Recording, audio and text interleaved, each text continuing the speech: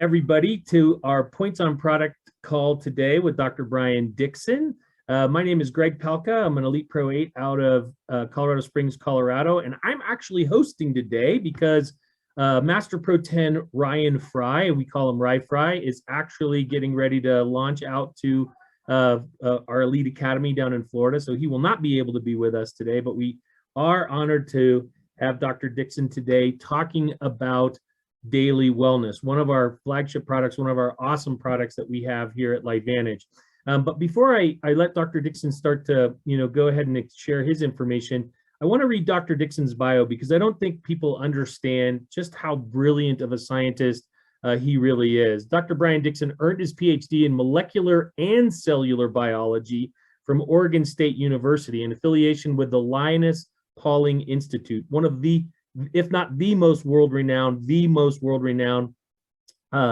natural research centers in the world. His research focused on underlying biochemical mechanisms in the aging process and the therapeutic potential of the R-alpha lipoic acid. Dr. Dixon went on to do his postdoctoral work at the Linus Pauling Institute, evaluating bioavailability of lipoic acid in young and elderly adults and its role in ameliorating deficits known to occur with age or aging, you guys. So he has been studying this for a long, long time.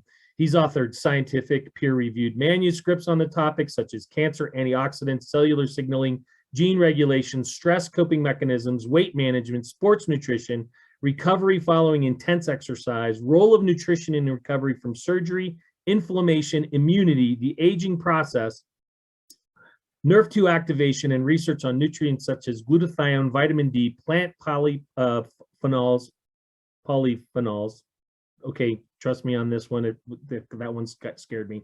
And other polynutrients. Dr. Dixon has authored a book chapter examining the role of dietary antioxidants and cardiovascular disease in the elderly. Dr. Dixon began his career working for one of the world's largest biotech companies developing 2 cancer diagnostics. He then transitioned to nutrition and has been in the nutritional industry for over 13 years. In that time, he has had many roles from managing human clinical research, product innovation, product development, health education, public speaking, social media, and content marketing. And as a result of these efforts, he has been a co-inventor of no fewer than 12 filed patents relating to the nutritional industry. Nutrition has always been close to his heart. He's seen firsthand the power of proper nutrition and even individual key nutrients in helping to provide optimal health. The reason he is so excited to be joining the LifeVantage scientific team is for the one reason and one reason only: their unyielding and uncompromising commitment to creating effective science-based health products. It is my honor and privilege to welcome Dr. Brian Dixon to the call today, you guys. Thank you so much for being with us today, Dr. Dixon. Hey, thanks for having me again, Greg. I appreciate it. Yeah, I guess you just needed to kill 5 minutes and read that bio, but I appreciate the kind words. Yeah, let's talk about daily wellness today. So daily wellness has quickly become just one of my absolute most favorite products here at LifeVantage. And I hope everybody is considering daily wellness, especially now because we're in the middle of winter, and what better time to shore up your immune system than this time of year, at least in the Northern Hemisphere. So what is daily wellness, just in case you're not familiar? Well, it's our powdered drink mix that's meant to be consumed daily. And I think our marketing team did an amazing job by calling it daily wellness, because I would say our key competitor in the marketplace would be those brands you can go buy at the local convenience store or grocery store. And an interesting point is a lot of those products are only meant to be consumed for 1 or 2 weeks most at a time. And the reason for that is they're trying to really boost your immune system on the short term to try to get you through whatever it is you're going through. But that approach of boosting your immune system over time isn't a long-term strategy to immune health. In fact, there's a number of ingredients that are found in those types of products that if you take them longer than that 2-week period, they actually start having the opposite effect and actually start impeding your immune system. So right there off the bat, just such a competitive difference in the marketplace, where we're trying to strengthen your immune system. And it might sound like a little bit of semantics, but you can only boost something for so long, right? Before, I guess, you just get exhausted and you can wear out your immune system. So here our approach is just to help strengthen your immune system every day over time to also support your overall health. But let's talk about our immune system. And this is the part of the presentation where we do jump into some science. And again, the disclaimer, it's not my goal to turn everybody in to little scientists. I just give you the scientific background for confidence, and just in case you might be wondering how it's all working on that cellular and molecular level. So let's talk about our immune system, what it is, how it works, and what we can do to support it. So if we look at the definition of our immune system, it's this highly coordinated system of cells, proteins, and chemical signals that are designed to keep us as healthy as possible. Technically speaking, from a scientific point of view, there are 3 parts of our immune systems, and that is your innate immune system, something called your adaptive immune system, and then probably the most important part of our immune system is this third portion. And anyone know what that might be?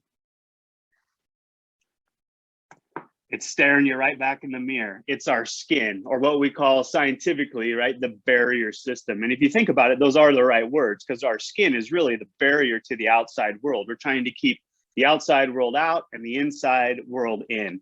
But we're not just talking about the skin that we can see. We also have a layer of skin that lines our entire digestive system. That's also considered part of our barrier system. And if you think about it, you know, at least the upper part of that digestive tract, it's exposed to the air that we breathe.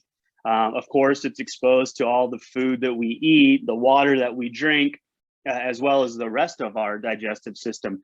So it's exposed to some pretty nasty things. And we also need to be thinking about keeping our gut as healthy as possible if we want to talk about our best immune system. So let's talk about each of those 3 components of the immune system, and we'll start with that barrier system, or the skin. I like to think of the skin as like being the walls of a castle. So the thicker and the higher they are, right, the harder it's going to be for something to get in. And that's how we want to approach our skin health as well. We want nice, healthy skin cells that make nice, tight connections so nothing can sneak through there. So now if we look at our innate and adaptive immune system, I know this is a pretty complicated chart that's up there, but I don't put this up there to want to walk through it. But I just want to show you that these different parts of our immune system has a number of different cells. They all have names. But what is so interesting about the cells of our innate and adaptive immune system is they all originate from a single stem cell. So when that stem cell starts dividing, it has to make the decision about what type of immune cell do I want to become. And it turns out we can use nutrients to help steer that process, that decision-making process that we call differentiation in science. So here's another way to look at our innate and adaptive immune system. And, you know, as scientists, we like to talk about them as being 2 very discrete parts of our immune system. But the fact is there's a group of cells that can communicate between the cells of our innate immune system and the cells of our adaptive immune system. So there's a ton of really highly coordinated communication that's going on between these 2 parts of our immune system. But the innate immune system, if you were to ask me, is really more of our ancient immune system. And the reason I say that is they're working in a pretty crude manner. Just like when a bomb goes off, it's going to, you know, affect negatively everything that's around it. And the cells of our innate immune system work that same way. They just start generating a whole bunch of free radicals and oxidants and put out this cloud around it that's going to affect everything that's in that cloud, whether it's something foreign to our bodies or whether it's our own host cells and tissues. But I should say too, while that seems maybe a downside of the innate immune system, the innate immune system is still incredibly important because these are the first responders of our immune system. So these cells tend to be the first guys and girls that are on the scene to try to take care of whatever it is they need to take care of. And then compare and contrast that with the cells of our adaptive immune system. These cells are highly specialized in the jobs that they do. So these would be really like the snipers of our immune system. They go in there with precision and specificity. And this is also the part of our immune system where that memory lies. So if you remember, maybe when you were a kid, you had chickenpox. I mean, my brother and I, we were just reminiscing about having a chickenpox party when we were kids. We wanted to get the chickenpox early, get it, and then we should be immune, right, the rest of our lives. Well, that immunity comes from our adaptive immune system. I don't think chickenpox parties are very cool anymore, but I guess that dates me. But anyway, if we come back to this definition of the immune system and we look at this chemical signals, right, that I've underlined, what am I talking about there? Well, we see this ability to follow chemical signals throughout nature. I mean, it's why ants can follow this pheromone trail that's been laid down to go find food and water, and then she eventually finds her way back to the nest. Or if we think about butterflies, the female butterfly will go and land high in a treetop. She will start fluttering her wings just a little bit and excreting pheromones. This effectively puts out a little cloud of pheromones. The male butterfly is very uniquely equipped to be able to smell those pheromones, and he will follow that pheromone trail back to the female butterfly, and they will make little baby butterflies. But this same sort of chemical signaling and attraction is happening in our immune system. And I don't know if you all have ever seen your immune system actually work, but it's mind-blowing when you actually see it. So I've got a short video here. It doesn't have any sound, so don't think you should be hearing anything. But what the scientists have done here is took a whole bunch of our immune cells and put them on a microscope slide. And then they put a tiny parasitic worm on that microscope slide. And I want you to see how these immune cells react. And I'll draw your eyes to the bottom of this worm and then somewhere right in the middle. You'll see a couple of immune cells recognize that worm is foreign. It's clearly putting out those chemical signals, and you will see these immune cells get attracted to that worm and eventually get all engulfed. It's really unbelievable, right? You see that flutter of activity, and they all start migrating to where they need to be. Pretty amazing, right? And then that whole worm gets engulfed and those immune cells do what they do. Here would be a different type of immune cell. So a very similar type of experiment. They took a drop of blood, put it on a microscope slide. Those almost perfectly round, dark circles that you see on the screen are going to be the red blood cells. But then that kind of bell-shaped or ghost-shaped cell in the upper left-hand corner is the immune cell. And then what these scientists have done is put some bacteria on this microscope slide. That bacteria is going to basically start vibrating around that microscope slide, and you will see that immune cell actively hunting that bacteria. I mean, changing directions, literally hunting down this bacteria. So you see that immune cell is chasing the bacteria around that slide because it can literally smell the proteins and fats that are coming off of that bacteria. Right there, moves 90 degrees, eventually engulfs it, and then does what immune cells do. I mean, how cool is that? This is actually what's going on inside of our bodies. It's mind-blowing. And you know, I do like my chemical pathways. I suppose I seem to show them a lot, but these are some pretty unique pathways that immune cells have. And if you notice, you see a lot of dots and minuses. Remember, I mentioned that our immune cells generate a lot of free radicals and oxidants, and this is some of the biochemical pathways that do that. But if I can draw your attention to a couple specific spots in this pathway, I think you'll be shocked at some of the things our immune cells produce. So I've got that yellow box up on the screen, and in the upper right-hand corner, you'll see something that says H2O2. Anybody know what that is? It's hydrogen peroxide, right? So if we get a small cut on our finger, what do we put on that wound to try to clean it up? Hydrogen peroxide. If we go straight to the left, we see something that says HOCl, or hypochlorous acid. Anybody know what that might be? It's everyday bleach that we use in our laundry, or maybe to clean the surfaces. So our immune cells can make bleach. If we go straight down from H2O2, we see HOSCN. Anytime you see CN in a molecular structure together like that, that's the signal for cyanide. So our immune cells can also make cyanide containing compounds, right? So a lot of nasty compounds that are working both against these foreign intruders, but can also work against our own host cells. And then again, to draw your attention into the upper right-hand corner of the box, can you also see there where it says SOD? So there's also a very robust NRF2 response that occurs inside of the immune cells, because these are the cells that are actually generating oxidants and free radicals. They also need to protect themselves from the very same things that they are producing. So very robust NRF2 response as well. So literally, I think we all know this, very simply put, our immune systems can be turned on and they can be turned off.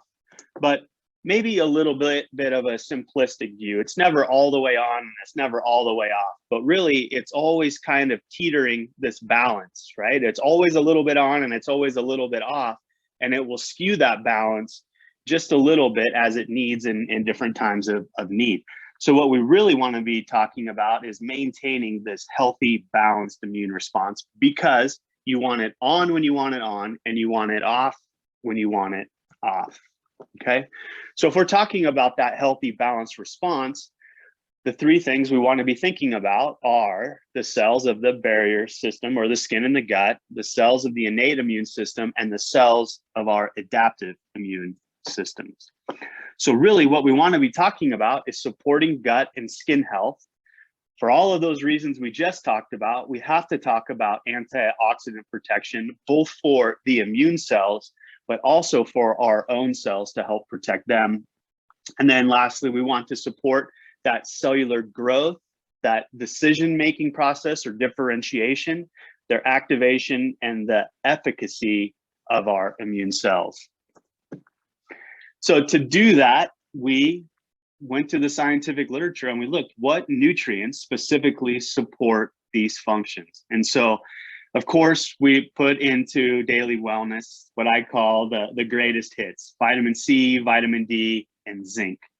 Okay, but why did we put these two vitamins and mineral in Daily Wellness? Well, the reason we put vitamin C in there was, one, for its antioxidant properties. And maybe a question I get more than anything is, why do we have vitamin C in Daily Wellness? I thought Protandim NRF2 Synergizer was all that we needed. And the answer is, we can layer these protections on top of each other. It's not one or the other. So we can shore up the activity of Protandim NRF2 Synergizer with additional antioxidants. And in this case, it's vitamin C. And why we chose vitamin C specifically is because a number of our immune cells specifically accumulate vitamin C at incredibly high levels. To put it into context, these immune cells can accumulate vitamin C at 10, 100, and even 1,000 times greater inside of their cells as compared to what's actually circulating in our blood. Right? So for some reason, these immune cells want vitamin C, and we're going to give it to them. But the reason the immune cells want that vitamin C is, one, for the antioxidant protection, but two, vitamin C is also required for those immune cells to divide, to make that decision-making process or differentiation. And then vitamin C is absolutely required to make collagen, or that molecular glue that really is holding all of our cells together. So a lot of reasons to include vitamin C in daily wellness. And then we have vitamin D. Vitamin D doesn't work like a traditional vitamin. It's not really consumed during biochemical reactions. It's acting more like a hormone inside of our cells. And it's been shown to regulate over 2,000 different genes, many of which are involved specifically in the immune response. One of those genes that it regulates, for example, is a gene called cathelicidin, right? The name's not so important, but what this little protein from this gene does is it literally acts like a little bullet. And this little protein will lodge itself into the membranes of different bacteria, whatever it might be, literally pokes holes in them, and nothing works very good with a bunch of holes poked in it. So just one of the things that vitamin D is regulating when it comes to our immune system. But then it's also been shown to help regulate that cell division differentiation of our innate and adaptive immune cells. So again, with that decision-making process in mind. And then we also included zinc. Zinc has just a number of different roles inside of the cell. Zinc can be a direct antioxidant, so very similar to vitamin C, but it can also act as an indirect antioxidant through its role in superoxide dismutase, for example. So zinc is absolutely required for the antioxidant activity of SOD. And in fact, if we're deficient in zinc, and zinc doesn't get incorporated into superoxide dismutase, what has been shown is that that enzyme can actually work backwards and be a pro-oxidant generator instead of an antioxidant protector, okay? So we wanna make sure we have enough zinc around. And then zinc has been shown to associate with over 300 different enzymes inside of our bodies. And because of those diverse roles, it's also helping again with that cellular division, differentiation, as well as the barrier function in our innate, adaptive, and skin and gut cells. So those are the essential vitamins and minerals that are in daily wellness. And then we have 2 nutritional extracts. The first is elderberry, a really fascinating compound and very fascinating to read about its history. It's been used for centuries to support overall health and wellness, but it's been used for centuries to specifically support vision, okay? It has these vision immune boosting, I got off track, but it's been used for centuries to support that overall wellness and to help support our immune systems. And one reason it's so powerful to support our immune system, because it's also providing a number of vitamins and minerals, antioxidants, so vitamin and dietary antioxidants, as well as other phytonutrients or nutrients from plants that have antioxidant activity, and others like anthocyanins that have very specific effects on being able to support our immune system. And then really the hero ingredient here is this whole yeast ferment. And very important to note that this is in there at the clinical doses that have been studied in the 15 research studies that support this ingredient. But this ingredient is actually known as a postbiotic. And I don't know if you guys were able to catch last week's presentation on the microbiome, but we talked about 3 things. We talked about prebiotics, probiotics, and postbiotics. So just to kind of refresh your memory about what postbiotics are, this is where we can utilize these cells, bacteria, yeast, whatever it is, to basically make the compounds outside of our bodies that we know are so healthy inside of our bodies. So we'll basically take yeast or bacteria, grow them up in the laboratory, let them grow, live, survive, breathe, and then just that act of metabolizing whatever it is they're living in, they're going to make those healthy compounds, and then we can isolate those healthy compounds and give them back to people. I don't know if that makes sense. And there's some pretty, I think, common examples of some postbiotics. I mean, beer and wine would be an example of postbiotics. If you think about it, you're taking sugar water, whether it's sugar from the grain or sugar from the grapes. Then we put yeast into that sugar water. The yeast consume that sugar, and as a byproduct of their metabolism, they excrete ethanol or alcohol, right? And that's where we get beer and wine from. So we're basically drinking a postbiotic. In this case, it's ethanol, but we can use the yeast, and depending on what we grow them on and the conditions we grow them in, we can steer that metabolism to make them make a whole bunch of different things. And there's a lot of ways we can deliver those postbiotics. So we can grow them up and then heat and activate them. We can just grind everything up. We can isolate either the cell walls or the lipid components of these cells and give them back. We can isolate the water-soluble compounds from the liquid if they were living in liquid, or we can even deliver specific metabolites. And you might be asking yourself, well, why in the world would you want to do this? And there's a couple reasons why postbiotics can be so powerful. If you think about being able to deliver a probiotic back to individuals, you first have to isolate it, which is hard to do.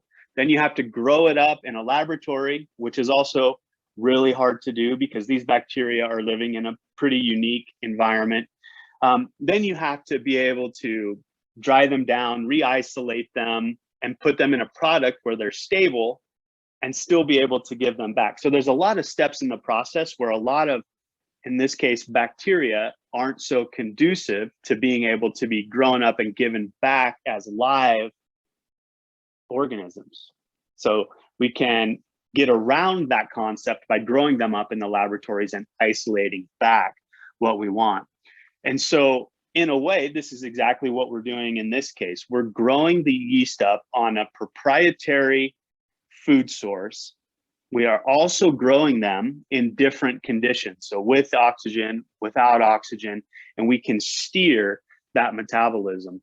And as a consequence of changing up how they're living, growing, breathing, they are going to make different compounds. That then gets all dried down, puts in powdered form, and we are delivering it to you.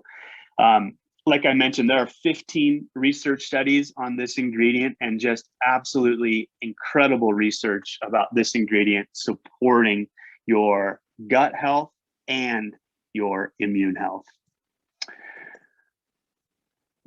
So that's Daily Wellness in a nutshell, or what we call the 5 to Thrive. So that vitamin C, the vitamin D, the zinc, the elderberry, and that fermented yeast extract. So pretty easy to remember.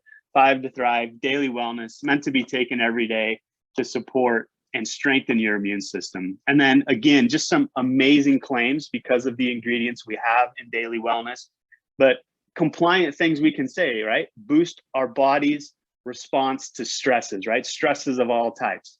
Supports everyday health and well-being. Supports a balanced gut microbiome. Supports respiratory and sinus health.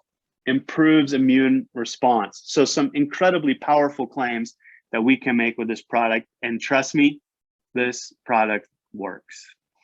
So super proud of this product. Been out for about a year. I hope you all have given it a try. If you haven't, this is the time of year to give it a try. But we think you'll be hooked and you will be taking Daily Wellness every single day. So with that, Greg, thanks for having me again. And I'll turn it back over to you. Dr. Dixon, that was, I'm blown away. I had no idea we had 3 immune systems and that adaptive and, first responders. We've got snipers. You're speaking my language. I just love all that. It was awesome and amazing. And then just a couple of questions that we have, because I love Daily Wellness, but who should take Daily Wellness? Can kids take Daily Wellness? Can elderly take Daily Wellness? Is there anybody who shouldn't take Daily Wellness? Well, I have to say 18 and over for Daily Wellness, 18 and over. But of course, talk to your pediatrician, your OBGYN, whoever you might be working with, and just run the label by them and see what they say about it. Okay. So it's a hard no from me for legal reasons, but I don't see any reason why it couldn't be given to kids, especially under the guidance of a pediatrician. Okay, superb. And then how is it best to take daily wellness? Empty stomach, first thing in the morning? What would you recommend there? This one, it doesn't matter at all. Just so you drink can it take it when with a you can meal, drink you it. can take it anytime. Absolutely. And I'll tell you what I do, Greg. I don't know why this happens, but I get a sweet tooth right after I eat lunch. I don't know why. I crave something sweet, little piece of candy, whatever it might be. My little trick and my kind of cue to remind me to take daily wellness is right after lunch, right? It's got a little bit of sweet to it. So right after lunch, I start sipping on it. And actually I mix it with Axio. I still have a few lemonade Axios kicking around. So I mix lemonade, my daily wellness. It's kind of my afternoon, get me through. And it also satisfies that sweet tooth. And it's worked really well for me. So lunch is my cue, that kind of craving for sweet. Instead of going for something unhealthy, I reach for that daily wellness and Axio. Wow. I love that combination. I think you guys, that's a pro tip right there. Daily wellness and Axio. We're getting the benefits of all of that. And it sounds like, this product is for everyone. Again, consult with, your physician if you've got, kids and that kind of stuff, or there's allergies and that kind of piece. But it sounds like you can take it at any time. You can take it on an empty stomach. You can take it with a meal right after lunch. You guys, the most important thing I heard was take it every day, because this is working. It's